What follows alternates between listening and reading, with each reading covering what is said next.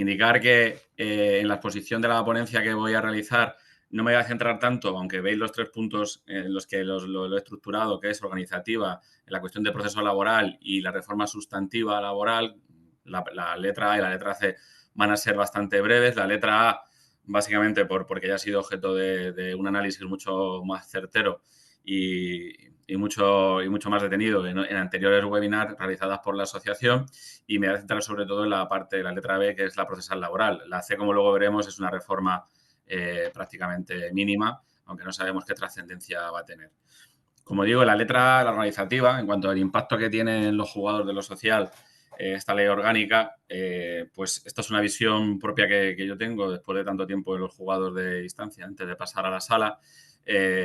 Va a ser muy esquemático y fugaz porque ya solo, como he dicho, con los preceptos reformados de la irregular jurisdicción social tenemos para un rato, y tampoco quiero que esto sea muy tedioso, y qué mejor que la experiencia que podamos tener todos en cuanto a los defectos de la parte organizativa.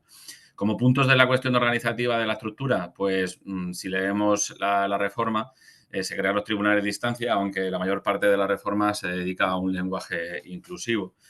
Los demás órganos jurisdiccionales son prácticamente iguales, son iguales, por decirlo así. Luego hay un peligro que, hablando con distintos profesionales, ¿no? Y con distintos operadores jurídicos, quizás los abogados no son conscientes de ello, pero creo que se va a dar, que es la desconexión entre la oficina judicial y los jueces, sobre todo el órgano jurisdiccionales sociales, que salvo que se desarrollen distintos acuerdos por parte de las salas de gobierno correspondientes y los secretarios de gobierno a nivel autonómico o provincial, allí donde los haya, salvo las comunidades autónomas uniprovinciales, pues ya no vamos a tener el vínculo del juez con la oficina, que tanto dinamismo se da en el orden jurisdiccional social para cuestiones tan de andar por casa como avisar que tiene juicio en otro lado. Ya esas cosas no se van a realizar hasta que no se cree, si se hacen acuerdos rápido, esas unidades que tendrán, a lo mejor, por decirlo así, utilizando la terminología de la legislación del enjuiciamiento civil anterior, cuando se estableció la nueva oficina judicial, las unidades de apoyo directo, por decirlo así. Entonces va a haber ese peligro. Luego, otra cuestión, creo que el Ministerio de Justicia tiene datos suficientes como para saber el aumento de las plantillas, porque uno de los logros que podían tener los tribunales de instancia es precisamente el complementar y aumentar las plantillas en el número nominal que se hace falta, sin necesidad de tener que estar coordinado con las comunidades autónomas que tienen las competencias transferidas, que requiere mayores secretarios judiciales, funcionarios y un edificio donde instalarse. Pero bueno, vemos que no han hecho ningún aumento de dotación presupuestaria en este aspecto. Y luego, pues, siendo un poco vulgar, es distinto el nombre, pero son los mismos. Entonces digo que es vulgar porque al fin y al cabo es el mismo perro con distinto collar. No hay ninguna trascendencia. Como bien veis, cada uno de nosotros cada uno de los jueces de los tribunales de instancia va a tener la misma independencia y autonomía. Es verdad que la exposición de motivos, si lo habéis leído, que es más grande o igual que el articulado, pero el articulado básicamente por esa inclusión del lenguaje, tiene como finalidad unificar criterios, sobre todo desde el punto de vista, y así lo dice la exposición de motivos, procesales, supongo que para que no haya esa disparidad de criterios. Pero bueno, se tendrán que hacer unas juntas. Pero la independencia en el ejercicio de la función jurisdiccional se va a seguir manteniendo. Entonces, no sé si los tribunales de instancia va a ser totalmente efectivo. Ya digo que a lo mejor soy un poco pesimista, pero bueno. También una cuestión que es interesante en este caso, no la trato aquí, supongo que la habrán tratado en otro webinar que no tuve la oportunidad de ver todavía, aunque los veré en la grabación, es precisamente las facultades que va a tener el presidente del tribunal o presidenta del tribunal de instancia. Lo digo porque los órganos colegiados, si nos vamos al artículo 182 de la Ley de Enjuiciamiento Civil, quien marca el ritmo de señalamientos es el presidente de la sala de lo social, la sala de lo contencioso. Entonces, no aparece recogido claramente en la reforma de la ley orgánica del Poder Judicial y no sabremos si esa autonomía de señalamientos la tendrá cada juez o a lo mejor la asume el presidente de cada sección del tribunal de instancia, y veremos qué desarrollo reglamentario se hace. Luego, por otra parte, se ha eliminado una figura que es la posibilidad de concursar dentro del mismo orden jurisdiccional o sección. Es decir, tú no te puedes mover si eres la sección primera del Tribunal de Instancia de lo Social de Madrid, no te puedes mover al de nueva creación. Esa imposibilidad de concurso, pues, bueno, creo que se hace mal pensando de los jueces. no sé por qué se puede eliminar la posibilidad de concursar. Te limitan la posibilidad de concursar dentro de la sección especializada que estés. Oye, pues si los funcionarios lo pueden seguir, ¿por qué no pueden seguir manteniendo esta posibilidad de concursar dentro de las mismas secciones? ¿Por qué no lo podemos hacer nosotros? No sé, es una cosa que no la acabo de entender. Vamos, sí sé cuál es la finalidad, pero que me parece es de mal pensar por parte del legislador. Voy a entrar ya en la cuestión meramente procesal laboral. La ley, a ver, voy a ir viendo exactamente, ¿se oye bien?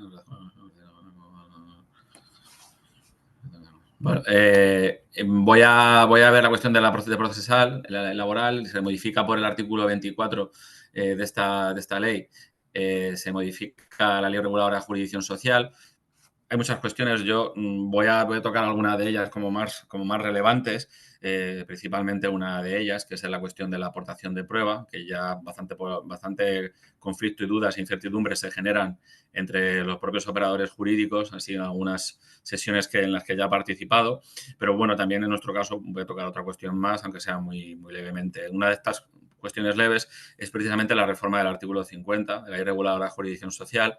Y yo la verdad que nunca he llevado a cabo el dictado de una sentencia oral. Lo mismo hay gente que tenga esa capacidad con la legislación anterior, quiero decir, porque esta todavía entra a vigor mañana. Entonces, la cuestión es si se hace uso de ella. Dando una exposición sobre esta cuestión, me dijo un abogado que sí, que la había visto solo una vez, pero claro, es un abogado que lleva 30 años ejerciendo y solo una vez, o sea, es una gota en el mar. Como cuestiones relevantes para aquellos que sean valientes y hagan la sentencia oral en el acto de la vista, a indicar que antes había limitación, no se podían dictar sentencias orales en los supuestos que cupieran recurso de suplicación, ahora sí. Luego, por otra parte, a día de hoy, lo que es la motivación aparece documentada con el soporte audiovisual del acto y sí únicamente se exige que se cojan los antecedentes y los hechos probados por escrito y si bien remitiéndose en la motivación a lo que es la grabación, ¿vale? Audiovisual. Hay una excepción en la cual la sentencia se tiene que seguir realizando de forma completa, como hasta ahora venimos haciendo, y es cuando una de las partes acuden sin estar asistido con representación técnica de abogado o graduado social. Una cuestión que parece que pasa por encima, pero que no sé la trascendencia que tendrá, pero se puede dar, al menos el supuesto conflictivo de la prescripción, y es que el artículo 65, apartado primero, ha sido modificado en lo que es con la adición que aparece en el término reanudar. ¿Por qué? Porque la primera parte es como aparecía antes del primer inciso: la presentación de la solicitud de la conciliación o mediación interrumpirá la prescripción o suspenderá la caducidad de las acciones desde la fecha de dicha presentación. Pero antes solo hacía referencia a este precepto al reinicio de lo que es el plazo de caducidad, no hacía referencia nada al supuesto de reanudarse la prescripción. ¿Por qué digo esto? Porque parecía que, bueno, da lugar, no sé, está mirando y tampoco he visto no he visto ningún supuesto conflictivo en cuanto a cuando se reanuda la prescripción, cuando se ha realizado la interposición de una papeleta de conciliación.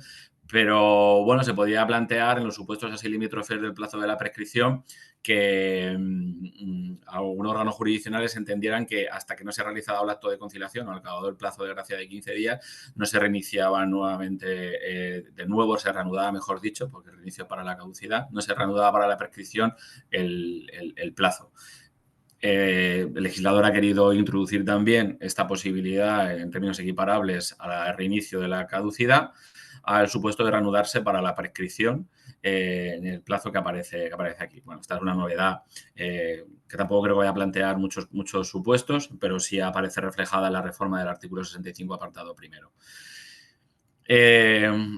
Otra cosa igual, en cuanto al aumento de la cuantía del límite mínimo de la multa, yo en los 15, 16 años que llevo ejerciendo la jurisdicción, de los cuales 12 ya en el orden jurisdiccional social, solo he puesto una multa que pensaba que la iban a recurrir, no la recurrieron y bueno, la verdad que no es una herramienta que se utilice mucho y por lo que yo veo en pronunciamientos, muchas veces la sala de suplicación que hace las labores de control de gubernativo, pues la suele o bien atemperar o bien eliminar.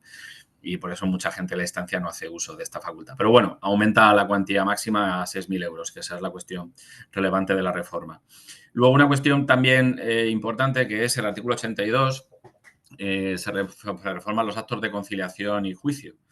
En el apartado primero introduce como novedad que se podrá realizar de forma separada o sucesiva. La sucesiva es la que teníamos hasta ahora y está la separada que se puede desgajar en mucho tiempo previo al acto del juicio fijado y, bueno, se trata de esta nueva posibilidad cuya facultad corresponde al LAC sin perjuicio de lo que veremos a continuación. Y es que el apartado segundo establece que la finalidad de esta conciliación anticipada y separada a la fecha del juicio es que bien a instancia de aparte o bien de oficio por el LAC cuando haya posibilidad de acuerdo. Bueno, la ha recogido, estaban varios juzgados de lo social y la verdad que cuando venían los profesionales a conciliar y estaba el letrado o letrada de la Administración de Justicia, no había ningún problema para que se haya sacado, incluso aunque no tuviese esta figura de la separación. Pero bueno, me acuerdo que una vez hablando con un órgano del Ministerio de Justicia, que coincidimos así espontáneamente, cuando estaba esto en cierne la reforma y ya había unos anteproyectos por ahí moviéndose, yo no sé cómo lo pensáis, pero yo, teniendo en cuenta que en el orden social no hay costas, veía poca medida disuasoria el hecho de que se hiciera separadamente. ¿Por qué digo esto? Porque creo que si se quiere separar la conciliación para que no se sobrecargue la agenda y se pueda llevar a cabo una conciliación previa, se debería establecer una serie de pautas. Por ejemplo, si se quiere que se haga antes, pues limitar la posibilidad de que no se pudiese ya conciliar ante el juez en el acto de la vista para que así las partes tuvieran como medida coercitiva esa premiedad de saber que conciliar ante el LAG, si se ha fijado de forma anticipada mucho tiempo de antelación, de manera separada y separada del acto de la vista el mismo día, que no es sucesivo, sino anticipado y separado el intento de conciliación ante el LAG, que supieran que ya no cabría ninguna posibilidad de conciliación ante el juez.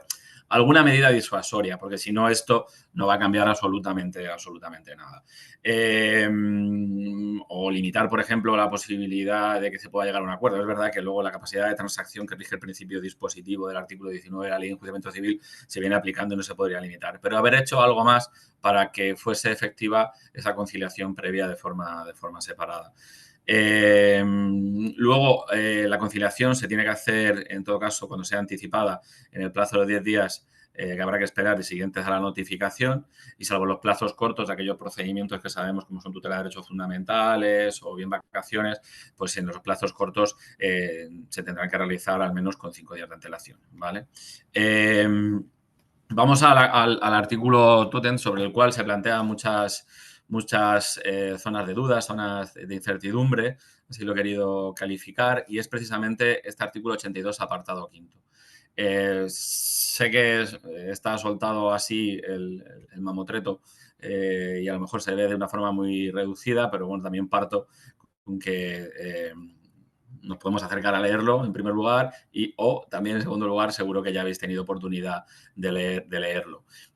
Fijaros, en la letra yo he intentado destacar, y lo podéis ir leyendo mientras estoy haciendo esta exposición, que este artículo 82, apartado quinto de la Ley Reguladora de Jurisdicción, la nueva redacción, establece que en la citación por parte del órgano jurisdiccional correspondiente se requerirá el previo traslado entre las partes o la aportación anticipada. Ojo, aquí caben dos posibilidades que se pueden dar.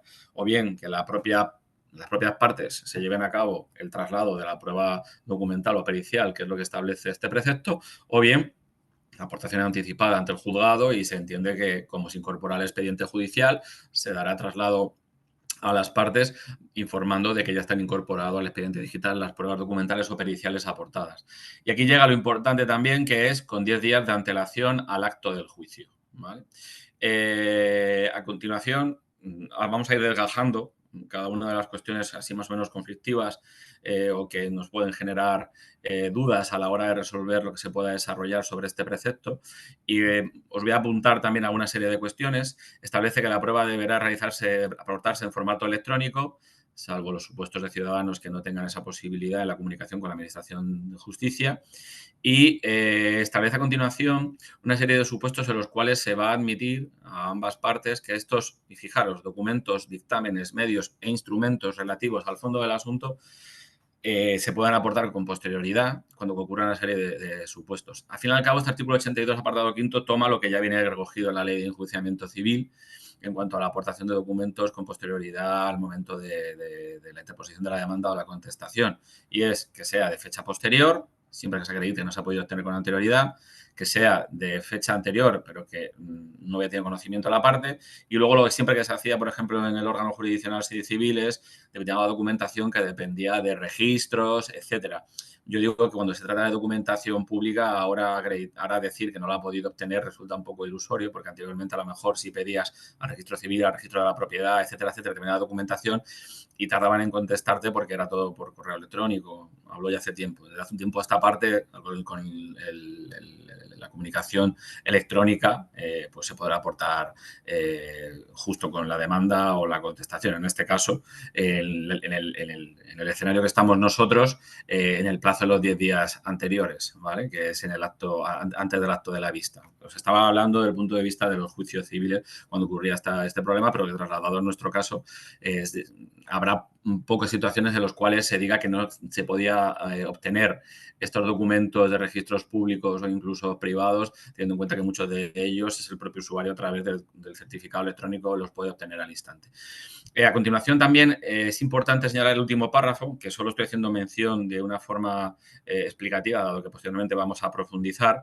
Establece que cuando un documento medio de instrumento sobre hechos relativos al fondo se han presentado una vez precluido el plazo que acabamos de mencionar, las demás partes podrán alegar en el acto del juicio la improcedencia de tomarlo en consideración por no encontrarse en ninguno de estos supuestos. Y establece que el tribunal resolverá el acto y si se apreciara en un dilatorio mala fe, pues además de qué, porque no lo dice, como luego veremos, además de qué, pues podrá imponer al responsable una multa. ¿Por qué digo esto? Cuando digo además de qué, lo normal es que no se vayan a incorporar porque se ha precluido el plazo y no se ha aportado. Pero vamos a ver distintos escenarios que se pueden dar a la hora de establecer qué criterio cada uno podrá establecer libremente, qué criterio se puede hacer cuando se haya precluido este plazo, porque los escenarios pueden ser muy dispares. El tratamiento especial, seguimos en el mismo, que son días naturales o procesales. Bueno, es verdad que huelga decir esta cuestión porque ya todos lo sabéis, son procesales, no ha variado nada. Luego, creo que queda tocada la estrategia procesal para los abogados. Veo a los abogados y abogadas el último día del plazo intentando remitir para que su línea de defensa no resulte no resulte, en este caso, descubierta y, por lo tanto, van a apurar hasta el final. Veremos lo que ocurre.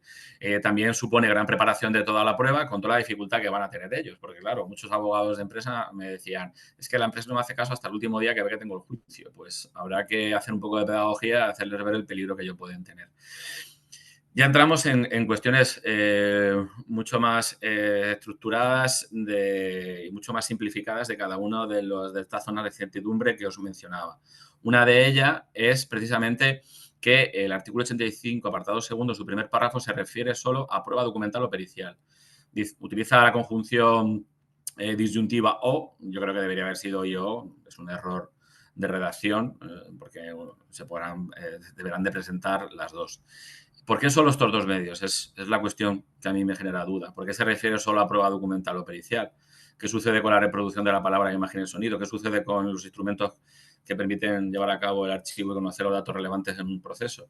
Yo me imagino, por ejemplo, en los procedimientos en los cuales se aporta la comunicación por WhatsApp, que ahora sí siempre se genera por distintas sentencias, por ejemplo, la de julio de 2020 de Juan Molins, de el otorgarle facultad de verdadero documento, ¿no? Que abre un campo esa sentencia de Juan Molins de julio de 2020 a la hora de esta consideración, y hay algunos juzgados, como puede ser la sala del TSJ de Galicia, que considera que una vez que está adverado esos mensajes de WhatsApp con la comparación y no ha habido impugnación de la parte contraria, pues tiene la consideración incluso de prueba documental. O bien la prueba detective cuando aporta documentos. ¿Se puede aportar el acto de la vista o tiene que aportarlo antes al considerarle también la consideración de medio que tiene que aportar? Ojo, digo esto porque el primer párrafo es que creo que hay una serie de errores de redacción. Digo esto porque el primer párrafo, como os acabo de mencionar, habla de prueba documental o pericial, pero luego el párrafo segundo, que hemos visto antes, utiliza medios o instrumentos de prueba. Entonces, serán todos, ¿no? O sea, todos los que se puedan aportar. Bueno. Luego, otra cuestión que a mí siempre se me planteaba, y si tuvo el contexto, es cuando se estaba dando, acordáis la ley del COVID, la ley excepcional que establecía que las partes deberán aportar la prueba digitalmente antes del acto de la vista. Y entonces se planteaba esa cuestión porque algunos juzgados siguieron la tendencia una vez acabada la ley excepcional y se volvía a la regla general. La regla general, como vemos, es la que viene establecida en el artículo 94, apartado primero, que es que la prueba documental, la portada, como viene aquí, de la prueba documental a la portada, que deberá estar adecuadamente presentada al ordenador de números, se dará traslado a las partes en el acto del juicio. Yo, cuando me estaba leyendo la reforma, pensaba que esta antinomia iba a ser corregida, porque, claro, si el artículo 82, apartado quinto, en su primer inciso, dice que se requerirá el previo traslado entre las partes o la aportación anticipada, ¿cómo se conjugan ambos preceptos? ¿Vale? Creo que la finalidad del legislador con este precepto, con el 82, apartado quinto, primer párrafo, el nuevo que va a entrar en vigor mañana, pues quiere evitar las suspensiones, lo cual es el fin principal, pero también en este caso agilizar el acto del juicio. Esto segundo ya es una aportación propia, porque no creo que el legislador haya ido en esa mentalidad, porque algunas cuestiones veo que no creo que hayan sido redactados por operadores jurídicos del orden social, pero bueno, a lo mejor esto es un prejuicio, es algo que yo tengo. Pero lo que mencionaba, también agiliza un poco, porque las partes ya se habrán ilustrado el contenido de la documental o de la pericial y entonces en la fase de proposición de prueba será mucho más rápido para los juzgadores. Pero bueno, seguimos con esta antinomia. Yo pensaba que el legislador la iba a corregir, ¿vale? De la procedencia que teníamos, que ya se daba con la ley excepcional, porque yo tenía abogados que me decían, bueno, la ley excepcional dice de prueba electrónica, pero es que no se ha derogado la ley excepcional durante el COVID, pero no se ha derogado el 94, ni se ha dicho que se obvia. Yo decía, bueno, pues es verdad. Entonces, tampoco le vas a causar indefensión y al fin y al cabo se seguía aportando la prueba documental, aunque a veces el auxilio lo cogía con guantes. Bien, ¿qué hacemos? Seguimos admitiendo, decimos que no. Esto que parece novedoso del artículo 82, apartado quinto, no es tan novedoso. Lo que pasa es que la excepción se ha convertido en regla general. ¿Por qué? Antes ya el artículo 82, apartado cuarto de la irreguladora jurisdicción social, se establecía, que ha quedado derogado, ¿vale? Se establecía que de oficio o instancia de parte podría requerirse el previo traslado entre las partes o la aportación anticipada con antelación de 5 días, ¿no? Lo que decía antes, cuando la documental o pericial sea muy voluminosa o compleja y sea conveniente posibilitar su examen previo al momento de la práctica de la prueba. Bien, esto lo teníamos antes. También lo recoge la ley regular de la jurisdicción social, pero no lo quería transcribir porque estos son normas procesales generales. También lo recoge, como bien sabéis, para el despido colectivo, el tener el de oficio de instancia de parte requerido para que lo aporte. Bien, como digo, este artículo 82, apartado cuarto de la ley regular de la jurisdicción social coexistía con el precepto que hemos visto antes, con el 94, apartado primero, que establece la posibilidad que la documental se aporte en el acto de la vista. ¿Cómo se resolvía? Yo, por ejemplo, una vez que a base de golpes de juicios en los cuales las partes iban con este mamotreto, yo a partir de un momento determinado en el auto de admisión de prueba siempre ponía en la citación esto.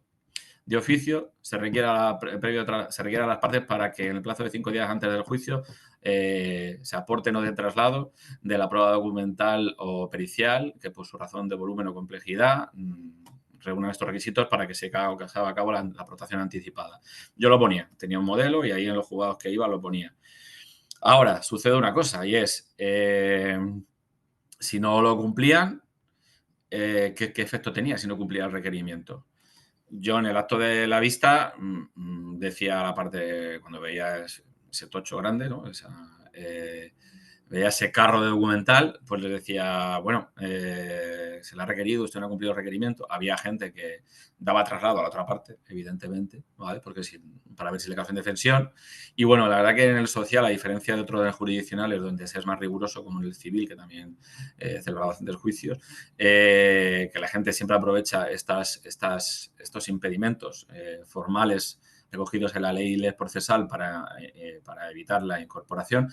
El laboral, como todos sabemos, realmente es mucho más relajado y no me encontré, creo que casi nunca, por no decir que nunca, a un profesional que dijera que no cumplió el requerimiento. Decía, bueno, si me deja un rato, y se dejaba un rato. Entonces, si la parte no me alegaba a la otra parte afectada indefensión, pues yo no iba a ser riguroso, más que nada para evitar nulidades. Buscaba vías intermedias, pues interrumpía la vista y que se ilustraran ahí en estrados, en el espacio destinado al público dentro de la sala para que no se puedan sacar la documental, o bien decía que conclusiones por escrito una vez que dejándola a su disposición en la sede del juzgado para verlo.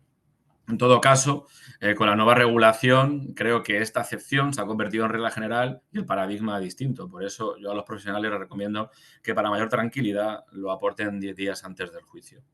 Seguimos con este precepto, que es el que puede generar cuestiones. Como veis, aparece en el propio precepto que utiliza varias veces la expresión relativos al fondo del asunto. Entonces yo me planteo, bueno, documentales o periciales relativas al fondo del asunto, ¿vale? Pues tengo que acreditar si me deben horas extras, si tengo que acreditar si ha procedido el despido o no con el documento X, etcétera, etcétera. Pero, ¿y para excepciones procesales o presupuestos? Es decir, para cuestiones que no son de fondo, ¿se pueden admitir? Oye, pues yo creo que sí. Se pueden admitir, digo, no anticipadamente, sino en el acto de la vista. Pues yo creo que sí, porque el precepto habla relativos al fondo del asunto. Entonces, si te alegan una prescripción, no es fondo del asunto, es una excepción procesal. Y lo mismo con la caducidad. Como os digo, creo que no está sujeto a plazo en estos casos cuando se trata de presupuesto o excepciones procesales. Bebiendo un poco de la ley de enjuiciamiento civil, hemos visto las excepciones para que se puedan aportar incluso en el acto de la vista. Cabe alguna posibilidad más. Este precepto que os pongo aquí, que es el artículo 426, apartado quinto de la ley de enjuiciamiento civil, se refiere al momento de la audiencia previa. Bueno, sabemos que por esa conexión que existe, este precepto de la audiencia previa, tal como establece el 445 de la ley, se aplica también para el juicio verbal. Y la verdad que nuestro procedimiento laboral se ha convertido en un verbal en este momento. Solo falta que la contestación de la demandada fuera por escrito. Pero bien, entonces, estableciendo esto, esta concatenación, es decir, nuestro proceso laboral se conecta con el juicio verbal y el juicio verbal civil se conecta con este precepto de la audiencia previa del juicio ordinario. Se puede permitir la aplicación de aportación de documentos y dictámenes incluso en el acto de la vista en base a alegaciones complementarias, rectificaciones, peticiones, adiciones y hechos nuevos. Anda que no tenemos con el dinamismo que hay en los procesos laborales cuando, por ejemplo, me imagino en un procedimiento que sucede muchas veces de despido está la ratificación, la contestación y la contestación a la contestación. No se produce ahí no se produce la incorporación de nuevos hechos, aclaraciones que va a generar la necesidad de llevar a cabo la aportación de nuevos elementos de prueba, pues se puede dar. Además, tenemos que pensar en algunas cuestiones. Habéis visto las sentencias recientes del Tribunal Supremo, no las traigo aquí para no ser exageradamente tedioso, pero que aquí cualquier persona que la necesite se la puedo hacer llegar, pero las sentencias que va marcando el Tribunal Supremo desde diciembre de 2024, con una sentencia de pleno ahora también de 2025 y otra posterior, sobre la posibilidad de llevar a cabo en supuestos de despido la ampliación del contenido, de los hechos, de las causas de pedir y de las consecuencias en supuestos de que haya una variación entre la papeleta de conciliación y la demanda e incluso más allá, con posterioridad a una ampliación posterior a la demanda hasta el acto de la vista, siempre como cuestión importante que no se le cause indefensión a la parte demandada. En estos periodos, en estos escenarios que os estoy comentando, si se ha admitido una ampliación, por ejemplo, la sentencia, una de ellas, que no me importa porque yo no estaba de acuerdo con la doctrina anterior y estoy más de acuerdo con esta, mientras no se caso indefensión, desde el Supremo revoca una mía en la cual en la papeleta de conciliación una de las partes no había puesto de manifiesto que se debería haber practicado la audiencia contradictoria por ser miembro de un sindicato y el convenio colectivo recogerlo así, y posteriormente la demanda sí lo recogía. Entonces, esa cuestión no fue admitida, sí fue admitida, luego la parte empresa recurrió diciendo que era una cuestión de alteración, conforme a la doctrina del Tribunal Supremo que había hasta ese momento no se admitía esa alteración porque no se trata de un hecho desconocido, sino que era un hecho conocido ante poner la papeleta de conciliación y además cambiaba las consecuencias porque en este caso provocaba un supuesto de opción de readmisión como si fuese una nulidad. Pues bueno, se ha admitido. Entonces, estas alegaciones complementarias, estas rectificaciones, estas adiciones no van a admitir que se amplíe de nuevo que se aporten estas nuevas documentales necesarias como consecuencia de estas alegaciones. Yo creo que sí. Seguimos con este precepto que da para bastante. Más zonas de incertidumbre. Tenemos que señalar que este artículo 82, apartado quinto, sigue conviviendo no solo con la contradicción con el 94 que hemos visto antes de la aportación de la prueba documental, sigue conviviendo con otros preceptos que no han variado, como es, por ejemplo, que la admisión o inadmisión de la prueba se sigue dando igual en el artículo 87 en sus apartados primero y segundo. Y en el artículo 90, en donde se decide la vista por la utilidad y pertinencia. Luego, yo creo que se pierde practicidad con lo que acabamos de hacer. Por ejemplo, nos van a aportar unos trozos de documentales, pues a cautela, ¿no? Por lo que pueda suceder. Yo ya no sé si va a haber... Yo soy la parte actora y digo, yo no sé si me va a reconocer la categoría profesional, la antigüedad, el salario, etcétera. Mil circunstancias de la relación laboral, mil condiciones. Entonces yo lo aporto. Pero es que lo mismo, toda esa documental que se va a aportar ahora es necesaria porque si estamos en un despido, todo se discute menos el despido. Por lo tanto, no hace falta acreditar si ha habido una sucesión, si ha habido una subrogación, la antigüedad, etcétera. Pero ahora sí. Y luego, es decir, se genera un exceso de aportación de documental que no sé qué utilidad tiene. Y luego, luego el 90.3, la emisión y la emisión se realiza en el acto de la vista. Una cuestión práctica o logística, pero que está ahí. Y es, oye, a lo mejor hay prueba documental que no se tiene que, se no admite, por el motivo que sea. ¿Cómo se extirpa del expediente digital? ¿Sabes? Es una cuestión.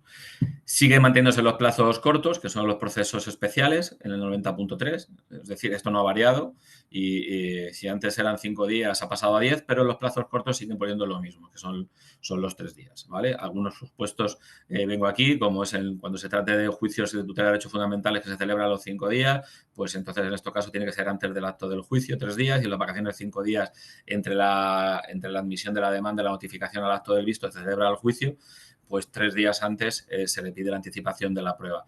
También esto, como pongo aquí, la realidad está lejos, mejor dicho, esto es un sueño y está lejos de la realidad porque los juicios no se celebran en este plazo tan rápido.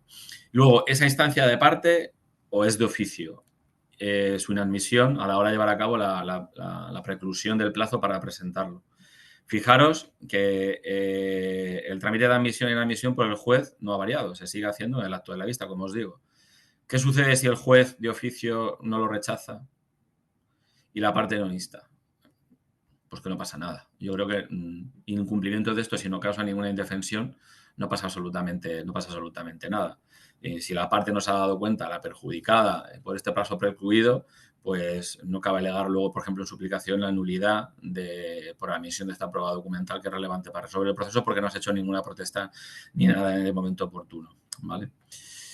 Una cuestión que quería volver es en relación con la versión anterior que había, que era la acepción, ¿no?, de la prueba compleja y voluminosa, tanto pericial como documental, que de oficio de estancia de parte se podía solicitar, que es esta acepción la regla general que hay ahora. Y he visto algunas sentencias que sí ha resuelto, por ejemplo, una de Extremadura de 2023, que sí resuelve esta antinomia y viene a decir que mientras no se le cause indefensión a la parte y lo acredite, porque en todo momento ha tenido a su disponibilidad esa prueba documental para poder visionarla, pues que atiende, por ejemplo, al artículo 94 primero que se puede aportar en el acto de la vista. Esto en el choque del antiguo 82.4, ¿vale?, la prueba anticipada, con el 94.1. Es una cuestión que se me había olvidado. Bueno, seguimos con la cuestión del proceso laboral, que es el artículo 90, apartado tercero, que es la preparación y admisión de los medios de prueba. Establece, en este caso, nuevamente, anticipa petición de diligencias de preparación de la prueba con al menos 10 días de antelación a la fecha del juicio, salvo cuando el señalamiento debe realizarse con un plazo inferior, que hemos visto en los procedimientos en los cuales la citación al juicio se realiza con un plazo de 5 días entre medias, entre la citación y el acto de la vista, en cuyo caso la anticipación de esta prueba debe realizarse con 3 días. ¿Vale? Vamos a entrar a otras cuestiones, porque esta era la más importante, nos ha llevado un gran número de minutos. Vamos a estar con otras cuestiones, como es precisamente la limitación de extensión de los recursos.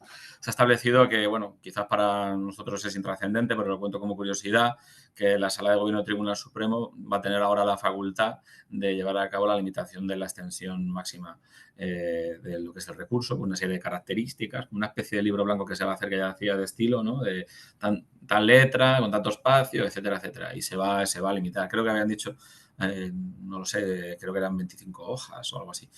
Bueno, en verdad que en el juzgador de lo social no solemos tener muchas demandas, de hecho pecan por su carácter sucinto.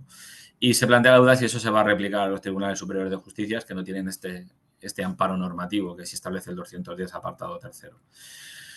Luego, quizás a los niveles a los que lo manejamos nosotros no es indiferente esta cuestión, pero sí a modo a lo mejor didáctico, es importante destacar que se reforma el recurso de casación, el recurso extraordinario de casación por unificación de doctrina. Si tenéis curiosidad propia o bien, sobre todo, compartís el sufrimiento de familiares o amigos que son abogados del orden laboral, os habrán comentado que acudir a la Sala Cuarta Tribunal Supremo en casación de unificación de doctrina, es decir, que se diga que hay contradicción entre dos supuestos de hecho y que la cuestión jurídica se tiene que resolver, prácticamente un imposible, un milagro. Pues si ya era un milagro, ahora se ha introducido el interés casacional. Es decir, requiere dos requisitos. En primer lugar, que haya contradicción y además que se dé un interés casacional objetivo.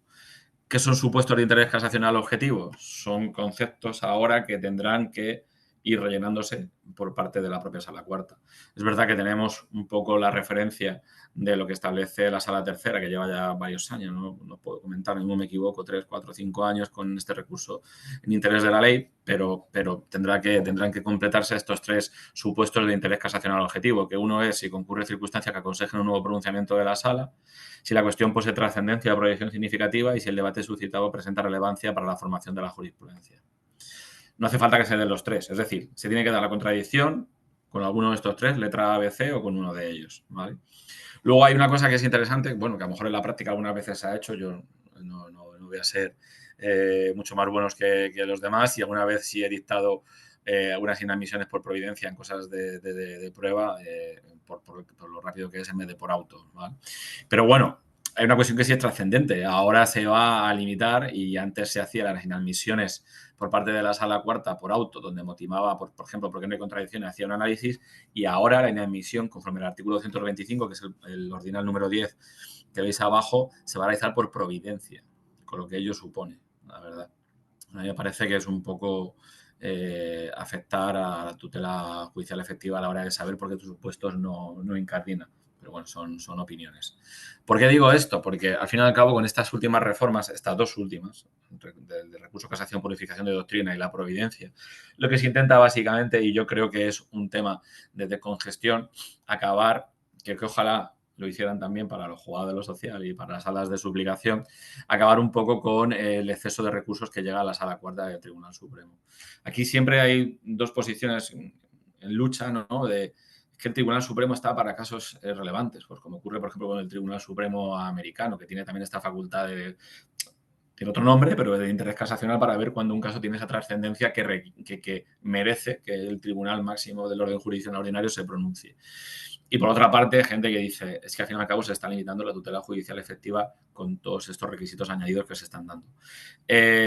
Los defensores también dicen que con estos nuevos requisitos o exigencias formales, pues va a acabar con ese retraso de la Sala Cuarta, que a lo mejor tiene, los ejemplos que sabemos todos, 1000 indefinidos no fijos, tiene 1000 de complemento de maternidad y a partir de ahora van a llegar casos con relevancia que van a poder generar seguridad jurídica en un efecto cascada descendente.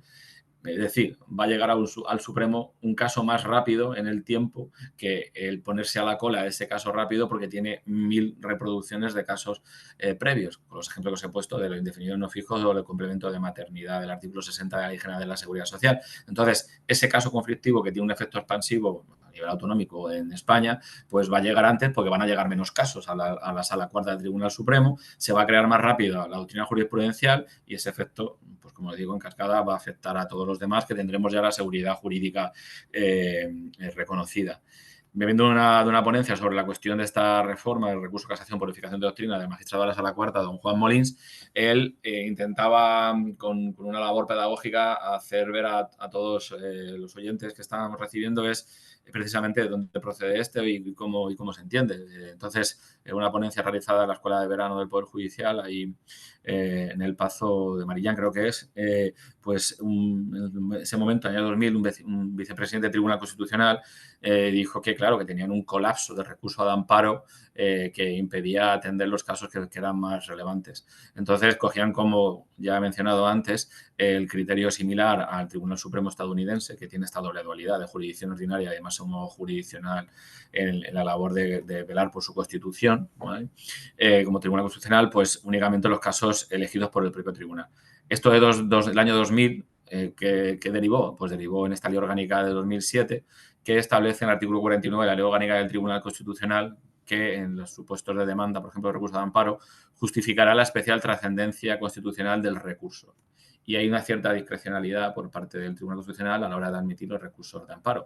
Y este es el espíritu que se ha trasladado al nuevo recurso de casación para la unificación de doctrina. Leyendo a un abogado, y no penséis que en libros de filosofía de derecho, sino en un comentario reciente a esta reforma, decía que las reformas legislativas parecen más pensadas a obstaculizar o poner más difícil el derecho de tutela judicial efectiva. Y yo me inclino más por esto que por lo otro. Ya para terminar, porque ya llevo aquí 45 minutos y esto es lo que enriquece es el intercambio, no sé cómo veis, no lo voy a comentar porque ya lo habéis leído. No sé cómo veis la reforma de la extinción por falta de pago de salarios del artículo 50, apartado primero del Estatuto de los Trabajadores. ¿Genera seguridad jurídica? ¿No genera seguridad jurídica? Fijaros, ¿no?, los supuestos que dice. Sin perjuicio de otros supuestos, que por el juez o la jueza o el tribunal pueda considerarse justa causa a estos efectos, se entenderá que hay retraso cuando se superen 15 días la fecha fijada para el abono del salario. Bueno, aquí nos da un criterio de seguridad. Concurriendo la causa cuando se adeudan al trabajador o trabajadora en el periodo de un año 3 mensualidades completas de salario, aún no consecutivas, o cuando concurra el retraso del pago del salario durante 6 meses, aún no consecutivos. No lo sé, había unas sentencias recientes del Supremo que, por ejemplo, establecía el retraso promedio en 10 días en el periodo de un año, 5 meses con impago de 2 mensualidades. No sé si va a beneficiar, se va a generar seguridad jurídica, vamos a seguir igual.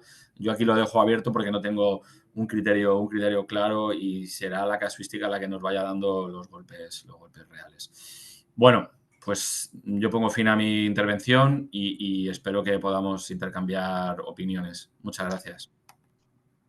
Óscar, muchas gracias. Me ha parecido súper interesante la ponencia. Mira, yo te voy a plantear una cuestión en relación con la conciliación anticipada. Empiezo yo y a ver si se va animando la gente también a intervenir. Con lo de la conciliación anticipada, a mí sí me parece interesante de cara a que se puedan liberar huecos en las agendas, porque el principal problema que tienen los juzgados de lo social es un problema de señalamientos, de agenda. Entonces, claro, en principio se le deja al LAG a instancia de parte o se le deja al LAG de oficio la posibilidad de establecer esa conciliación anticipada.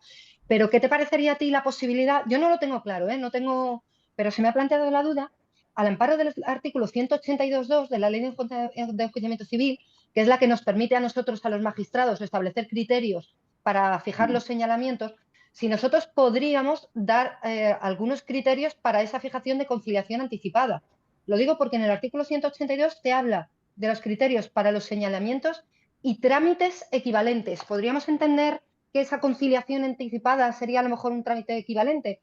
Hay procedimientos que tienes más claro a lo mejor que puede haber una conciliación, o sea, dar algún criterio. Pues si hay este tipo de procedimientos, en la medida de lo posible, intentar esa conciliación anticipada. O nos estaríamos metiendo ya en competencia del LAG. ¿Tú cómo lo ves, Óscar? Pues yo aquí la verdad que soy categórico. Creo que esa facultad es exclusiva del LAG. No podemos, o sea, no es un acto procesal administrativo en el cual tenga una incidencia en nuestra función jurisdiccional, que es lo que siempre, por ejemplo, ha mencionado la Sala Cuarta del Tribunal Supremo cuando hay ese choque a hora de llevar a cabo la fijación del ritmo de señalamientos, ¿no?, con los pronunciamientos que hay a la hora de imposición, por ejemplo, del Consejo. Digo un poco así, a lo mejor divago, pero creo que es una de las facultades en las cuales claramente solo corresponderá al LAG llevar a cabo si quiere citar anticipadamente. No veo la posibilidad de intervención, o sea, no veo cuál sería la afección al ejercicio de la función jurisdiccional por parte del juez. No lo consigo ver en su esfera de cuando se le considera que puede afectar al ejercicio de la función jurisdiccional, que es lo que dice la Sala Cuarta, la Sala Tercera, perdón, del Tribunal Supremo, cuando se establece lo de los criterios de señalamiento, que es una competencia exclusiva por parte del juez. Entonces, yo ahí sí soy categórico y creo que le corresponde al LAG exclusivamente esa capacidad, esa facultad. Gracias. A ver si alguien se anima a hacer alguna pregunta. Ponían una reflexión ahí de lo que has hablado de la desconexión de la oficina judicial, efectivamente con el juez. ¿Cómo va a ser la dación de cuentas? No creo que una nota electrónica de mira este escrito sea dación de cuentas, Cristina. Sí, la verdad que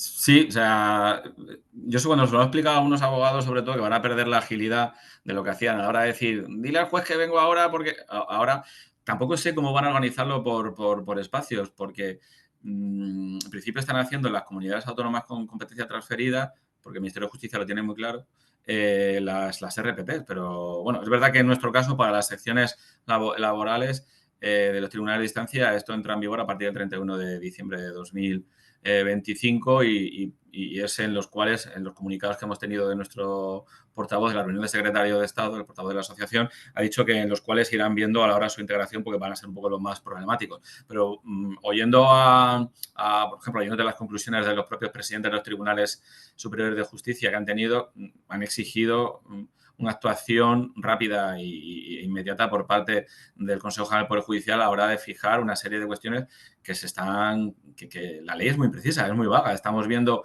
nosotros tenemos suerte en las secciones laborales, el orden jurisdiccional social, porque las conciliaciones ya existían, pero ahora con sí. los servicios de más que se están imponiendo, por ejemplo, en civil es una auténtica locura, pues estoy leyendo a gente que dice, bueno, en los juicios de familia, las medidas provisionales previas también hay que hacer esto, ¿cómo se va a realizar? O sea, auténtica locura. Entonces, volviendo a lo que yo decía, creo que si de verdad se va a estancar y se va a estancar esta conexión que tiene el funcionario con el juez y yo no voy a saber que el funcionario me está dando dación de cuenta, porque además el funcionario podrá actuar para varios jueces, para distintos órganos jurisdiccionales, depende cómo lo quiera organizar el secretario de gobierno correspondiente, tenga esa facultad, pues se va a perder esa agilidad. O sea, que creo que se da, aunque la dación de su cuenta se puede realizar electrónicamente, yo tengo al funcionario allí y si tengo cualquier duda le voy a dar esa agilidad. No sé, yo tengo cierto temor porque no sé si es verdad lo que me dijeron, es una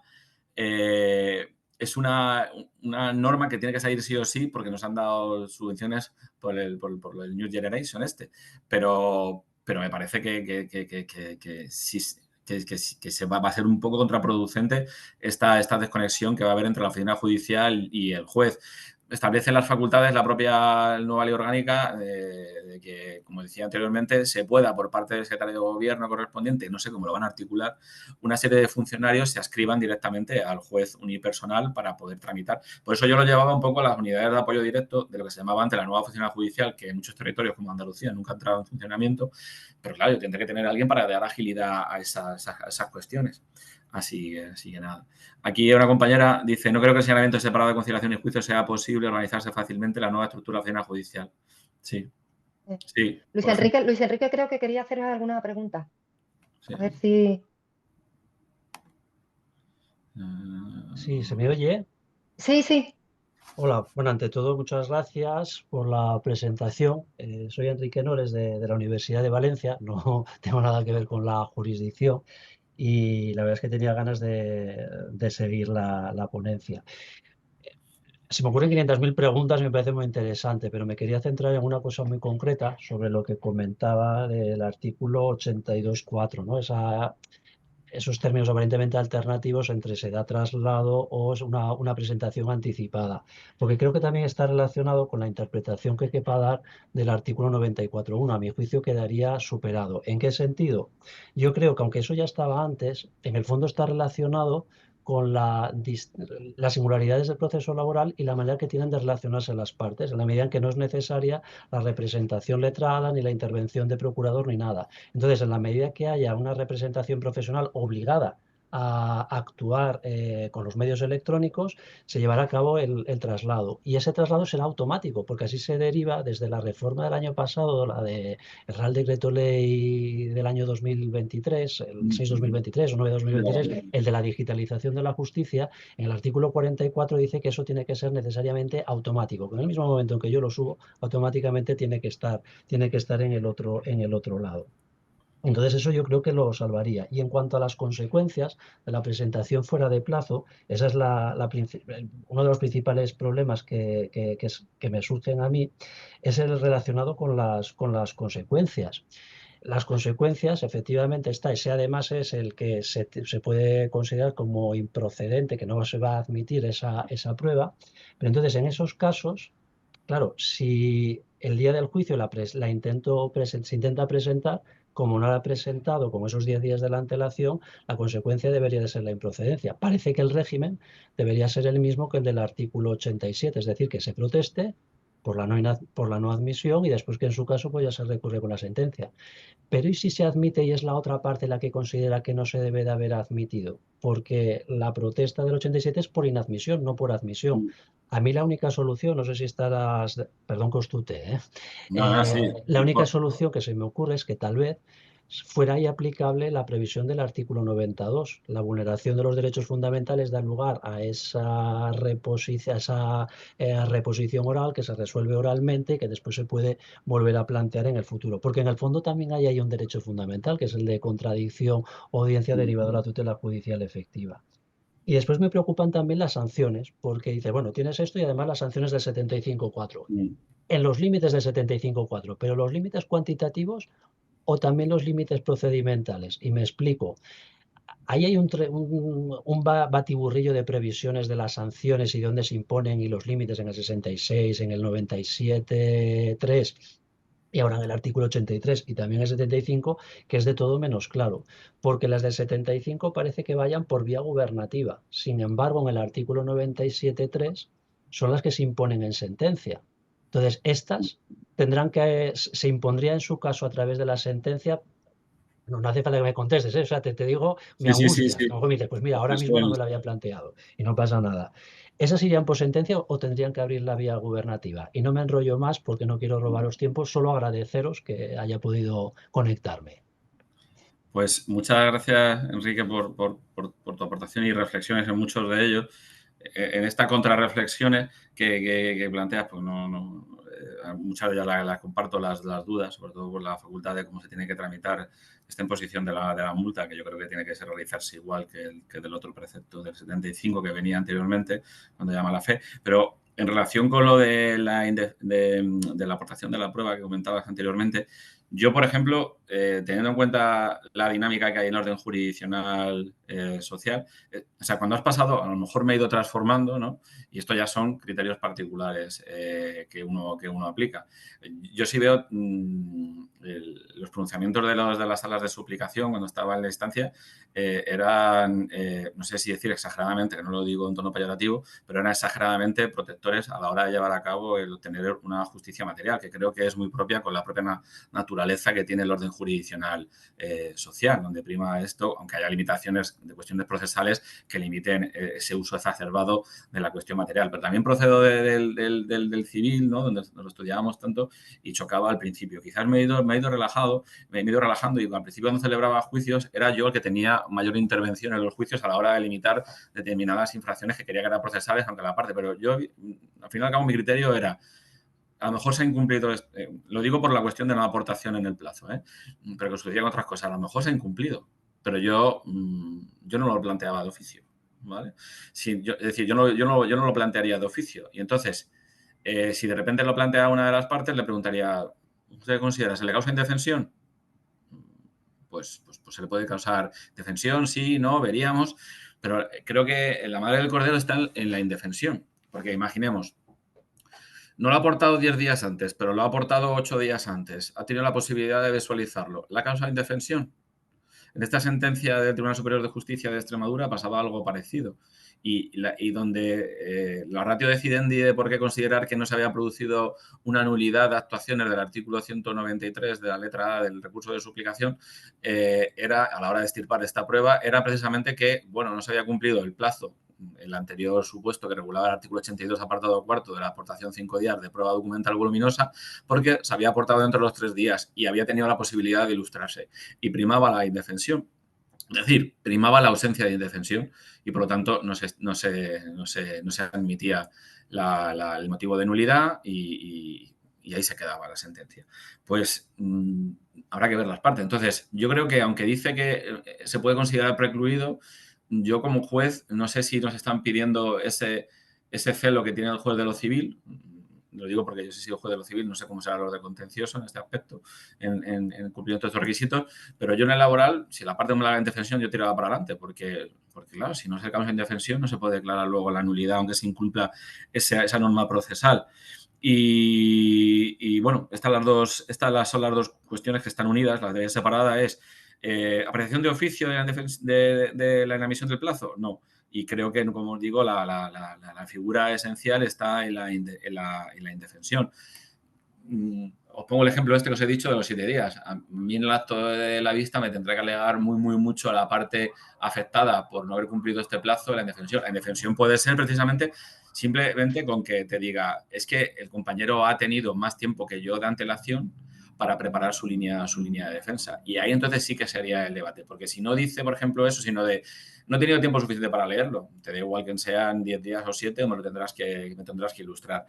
No sé qué utilidad tendrá esta figura. Y luego, en relación con lo que has indicado de la anticipación o bien el traslado, es verdad que el Real Decreto Ley 6/2023 establece una mayor participación activa en el intercambio de comunicación y de comunicación de documentos y comunicaciones de actos entre las propias partes, supongo que para aligerar ese trámite por parte de los juzgados, como bien ha indicado Enrique. Pero el artículo 82, apartado 5 en su nueva redacción, es muy claro. Viene diciendo, oye, o traslado entre las partes o lo anticipas al juzgado. Y yo creo que ahí será cuando el juzgado tenga que dar traslado de una diligencia de constancia diciendo que se ha unido y se da traslado a las partes. Es verdad que el propio Real Decreto de Ley 6/2023 establece la posibilidad, como todos sabéis bien ya, de llevar a cabo la consulta del propio expediente judicial que se ha generado. No sé si hay más preguntas, Emma. Te dejo a ti. Era lo de que no sé si lo de la multa en sentencia, en referencia a lo de la improcedencia. Sí, es lo que Eso, decía ¿no? antes. Yo creo que es una réplica de lo que establecía el artículo 75 en cuanto al abuso de derecho o fraude procesal.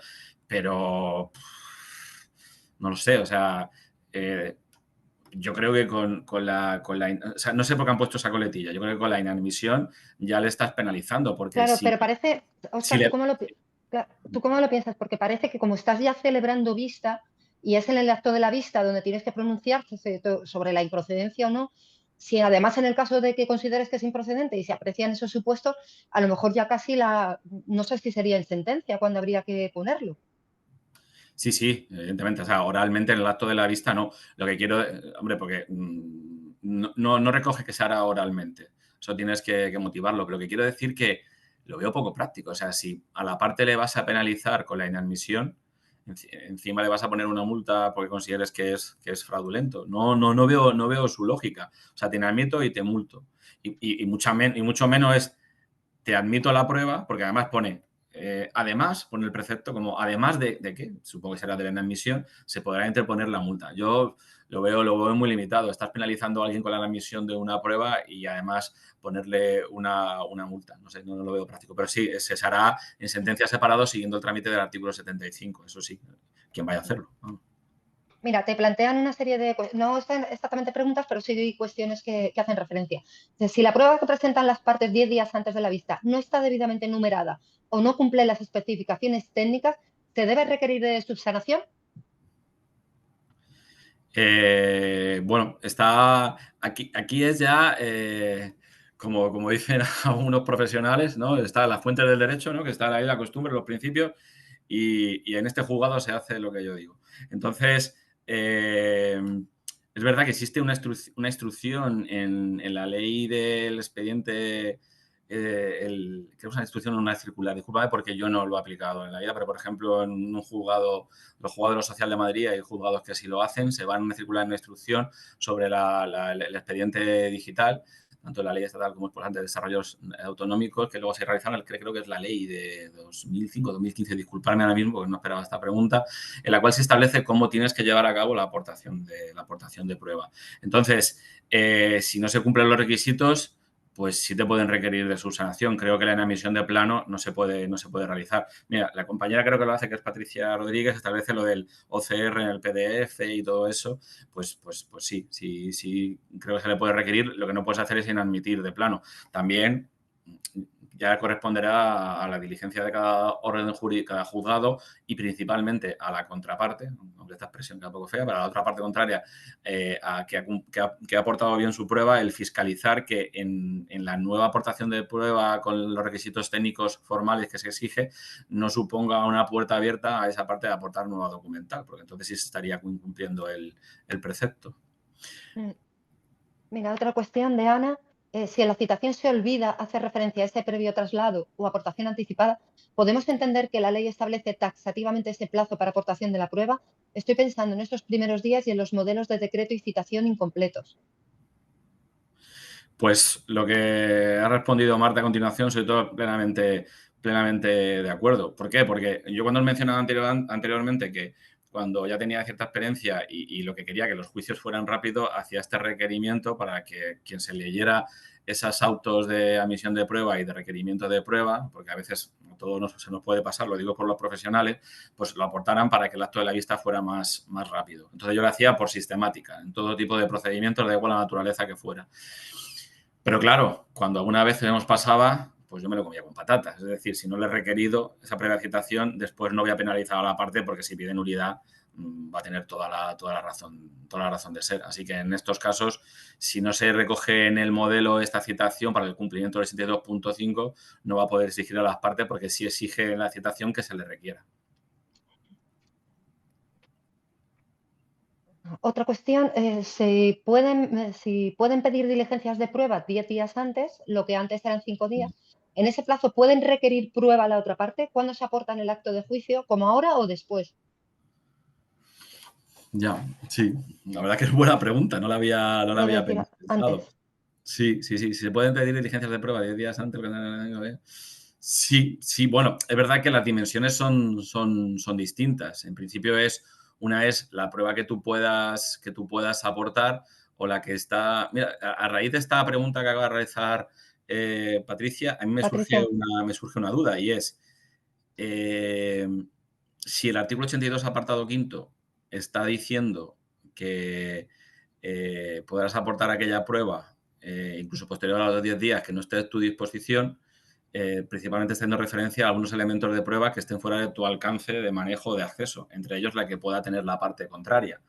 Se puede producir un choque entre ese artículo 82 apartado quinto con la excepción con lo que viene aquí. Yo creo que siendo rigurosos en lo que menciona, si en esta diligencia de prueba se establece con 10 días antes cuáles son las pruebas que tú tienes al acto del juicio, creo que sí, por lo típico, que dentro de 10 días antes del juicio, que se requiera a la parte demandada, al empresario, que aporte registro de jornada. Creo que en base a ese artículo 90 se va a poder seguir haciendo ese requerimiento y no va a estar afectado por esa prueba que entiendo tiene que estar dentro del alcance del propio proponente de prueba. Entonces, esta no está dentro de tu alcance y, por lo tanto, sí se podrá seguir aplicando este artículo 90, que es al que se refiere Patricia en su pregunta. Otra cuestión, Alberto también pregunta, ¿y si el abogado de una parte se le traslada al de la otra y en el acto de juicio no quiere proponer determinados documentos, ¿puede la otra parte proponerlos? Y la respuesta sería con otra pregunta, ¿y por qué no puede hacerlo? ¿Sabes? Entonces, esa es la cuestión. Una vez aportados los documentos, la parte lo puede retirar, que es lo que mencionaba también antes de otra perspectiva yo, ¿no? De ahora tienes ahí un montón de documentos cuando los hechos no sabes si van a estar conformes o no van a estar conformes.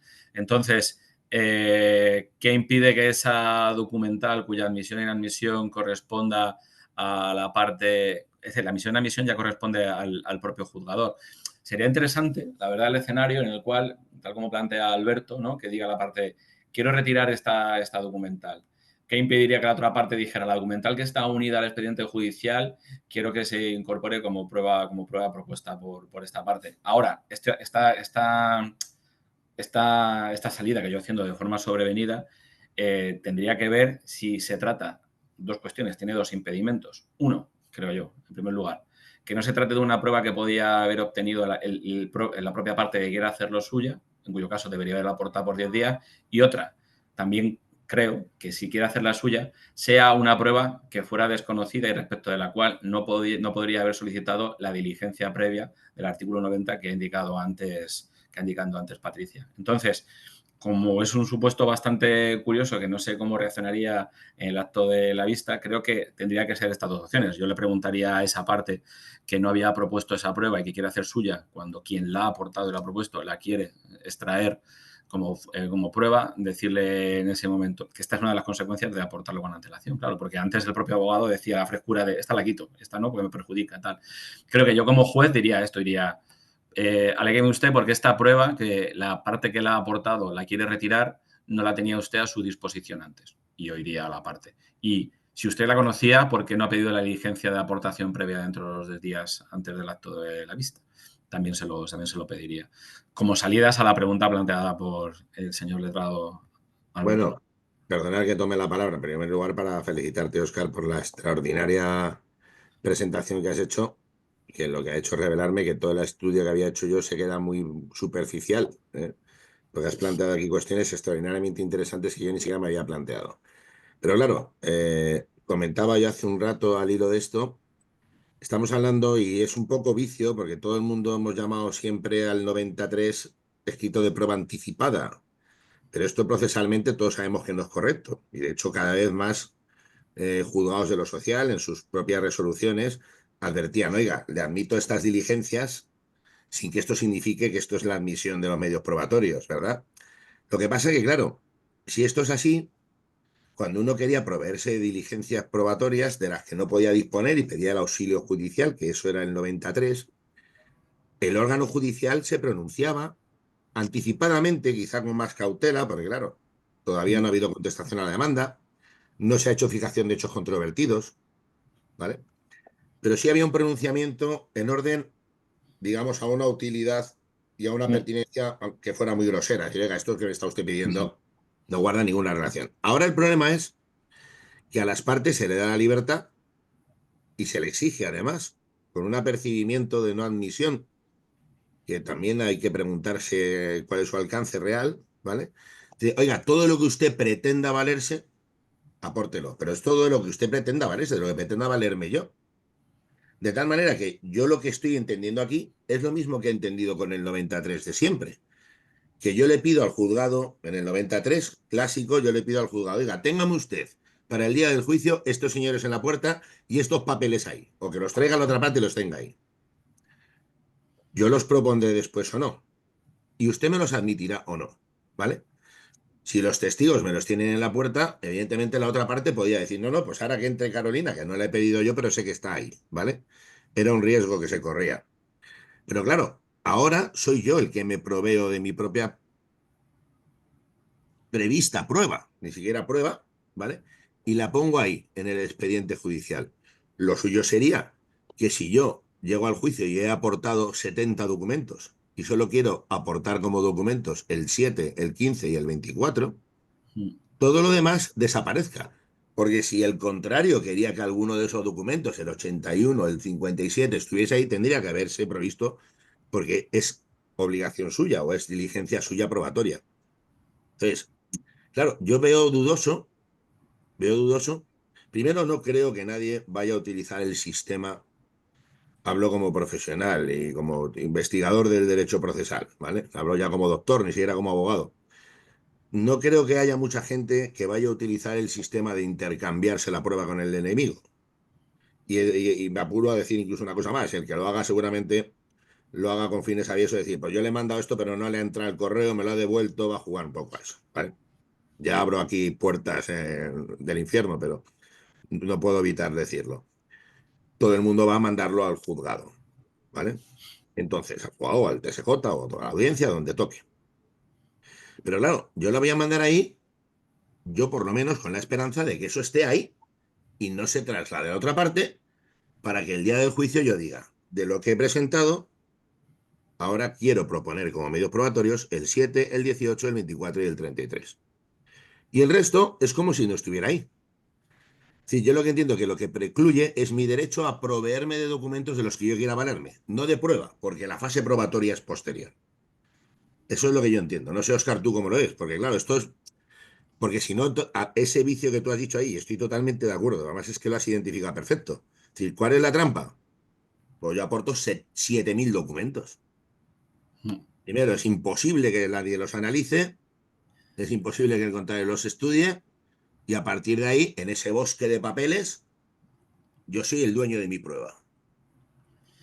La verdad que muchas gracias, Alberto, porque la experiencia del otro lado pues es muy importante a la hora de saber las estrategias que a nosotros se nos escapa, o bien a veces incluso los parches cuando de repente tu cliente te avisa de determinadas cuestiones a última hora.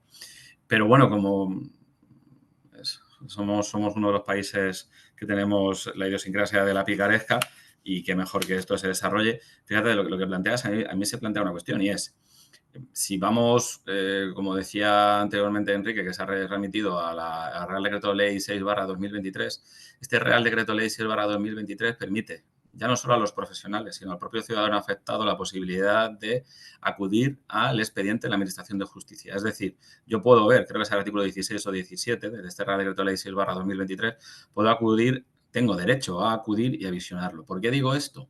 Porque imaginemos que no se dan traslado a las partes, pero en todo caso tienes que anticiparlo, es decir, en sede judicial está y lo podrás ver.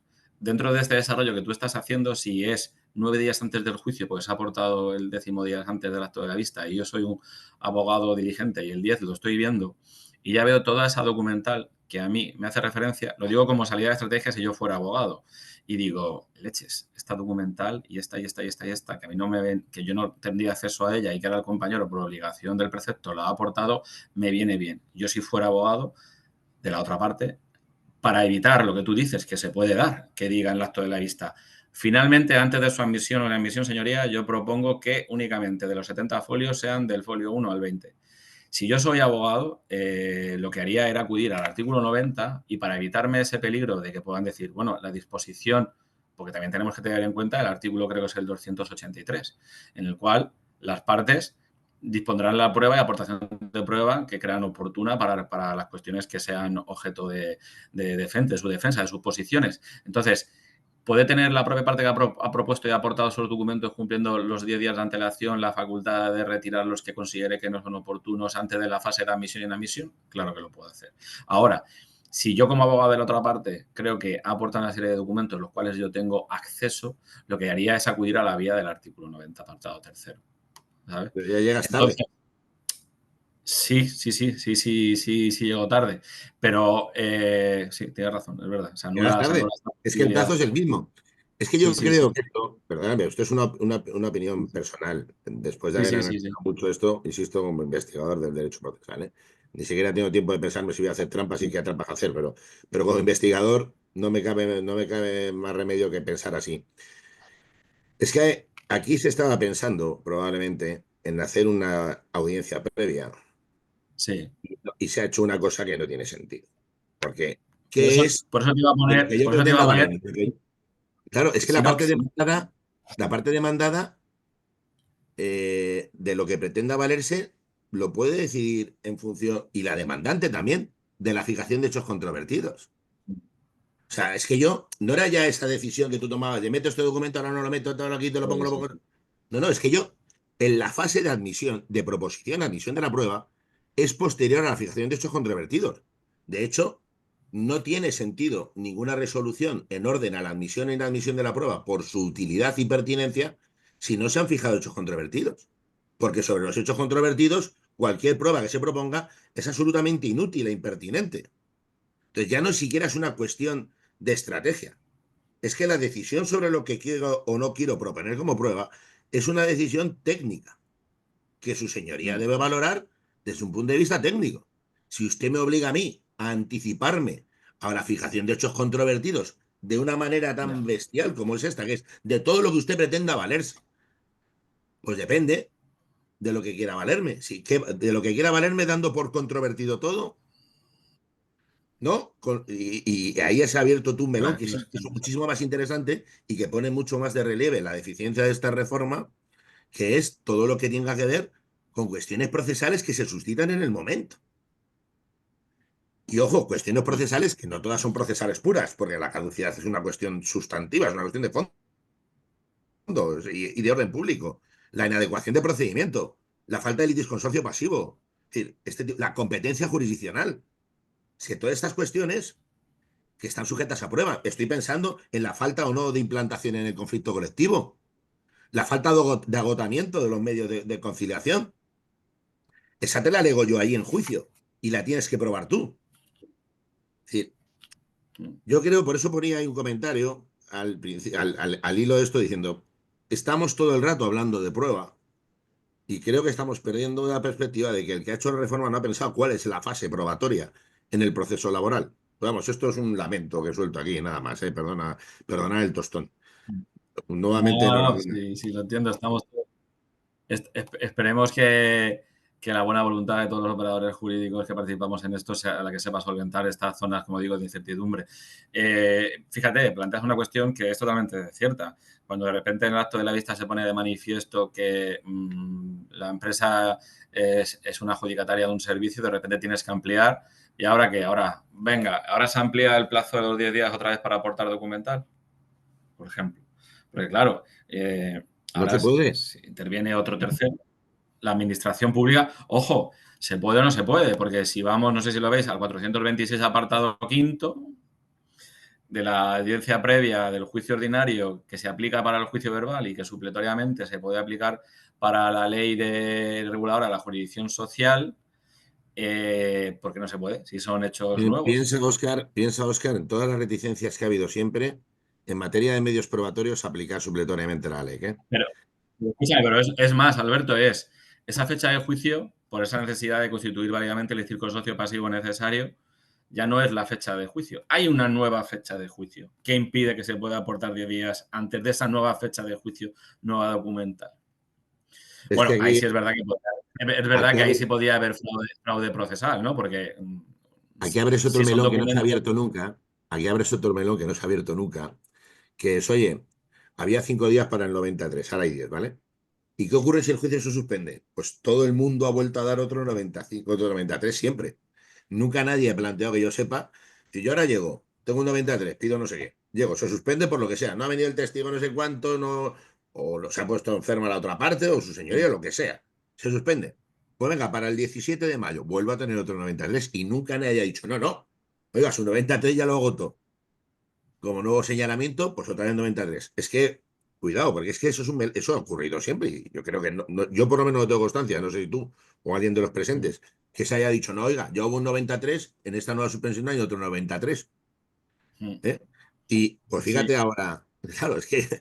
Es que ahora con este nuevo proceso, si se quiere ser más riguroso, se va a valorar esa voluntad abusiva de la parte a la hora de ir pidiendo nueva prueba por el artículo 82, apartado quinto, o por el 90.3.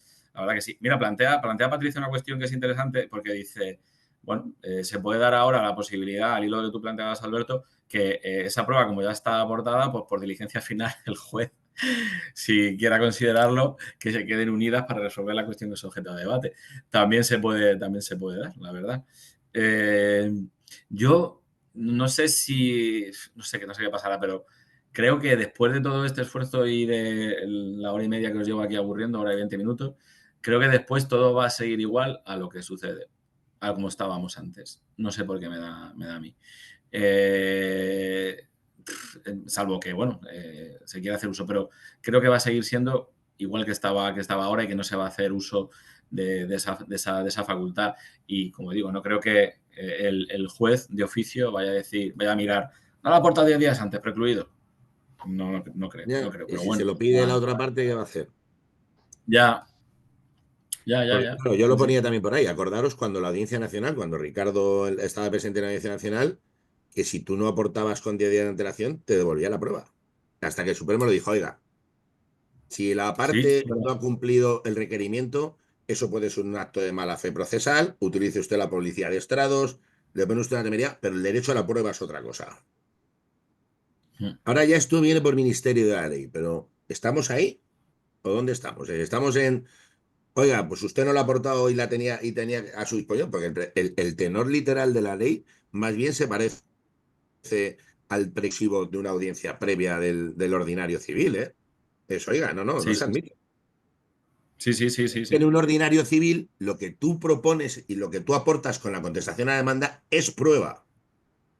Y lo que tú propones en la audiencia previa es prueba. Es que aquí Sí. no lo es. Es que aquí lo que te mandan traer es de lo que tú pretendas valerte.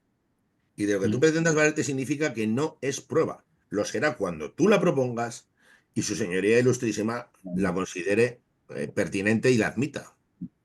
Sí, sí, sí. Claro, entonces, si a usted yo no propongo ese documento y me lo propone usted, usted lo que me está abriendo es la cartera, porque esa documentación está en mi poder, es mía. Es de lo que yo pretendo valerme. Y si no pretendo valerme de ella, ¿vale? O sea, lo que yo no puedo es pretender valerme de una cosa que tenía que haber metido aquí. Pero de lo que tengo aquí es mi derecho a la prueba. Es que cuidado Mm. con estas cosas. No, yo creo que esto.